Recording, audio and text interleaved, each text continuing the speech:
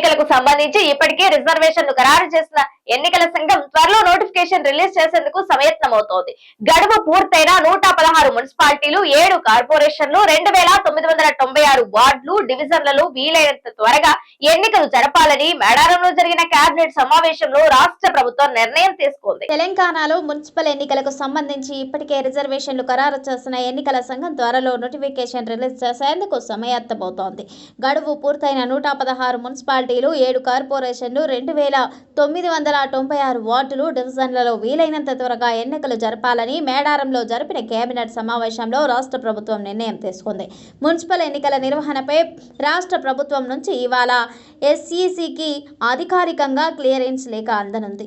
మరోవైపు మున్సిపల్ ఎన్నికల నేపథ్యంలో ఎన్నికల సంఘం కీలక ఆదేశాలు జారీ చేసింది. పోలింగ్ కేంద్రాలతో పాటు పోలింగ్ స్టేషన్కు 100 మీటర్ల పరిధిలో మొబైల్ ఫోన్లు నిషేధిస్తూ ఉత్తర్వులు జారీ చేసింది. పరిశీలకులు, రిటర్నింగ్ అధికారులకు మాత్రమే మొబైల్ ఫోన్లు వాడేందుకు షరతులతో కూడిన అనుమతి ఇచ్చింది.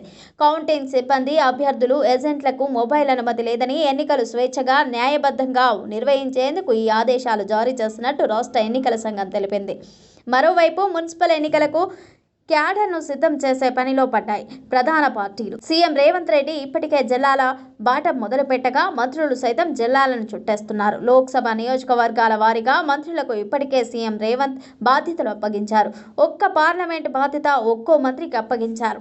పార్లమెంట్ సెగ్మెంట్లలో మున్సిపాలిటీల వారీగా ఎన్నికల సన్నాహక సమావేశాలు పెట్టాలని ఆదేశించారు. ఇక అభ్యర్థుల ఎంపికపై పీసీసీ స్క్రీనింగ్ కమిటీలు ఏర్పాటు చేసింది. టికెట్ల ఎంపికలో కమిటీలదే కీలక పాత్ర అని పీసీసీ చీఫ్ మహేష్ గౌడ్ ఇప్పటికే తేల్చి చెప్పేశారు. అటు బీజేపీ కూడా మున్సిపల్ ఎన్నికలకు సై అంటోంది. ఇప్పటికే సర్పంచ్ ఎన్నికల్లో సత్తా చాటామని, మున్సిపల్ ఎన్నికల్లో కూడా సత్తా చాటుతామని కమలం నేతలు చెబుతున్నారు.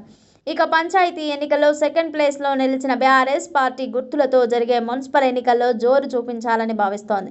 మున్సిపల్ ఎన్నికలకు త్వరలో నోటిఫికేషన్ విడుదల కానున్న నేపథ్యంలో ఇవాళ పార్టీ ముఖ్య నేతలతో బీఆర్ఎస్ వర్కింగ్ ప్రెసిడెంట్ కేటీఆర్ సమావేశం నిర్వహిస్తున్నారు. ఎన్నికల అనుసరించాల్సిన వ్యూహంపై ఈ సమావేశంలో నేతలకు దిశానిర్దేశం చేయనున్నారు. మొత్తానికి నోటిఫికేషన్ రాకముందే మున్సిపల్ ఎన్నికల వేడి రాజుకుంది.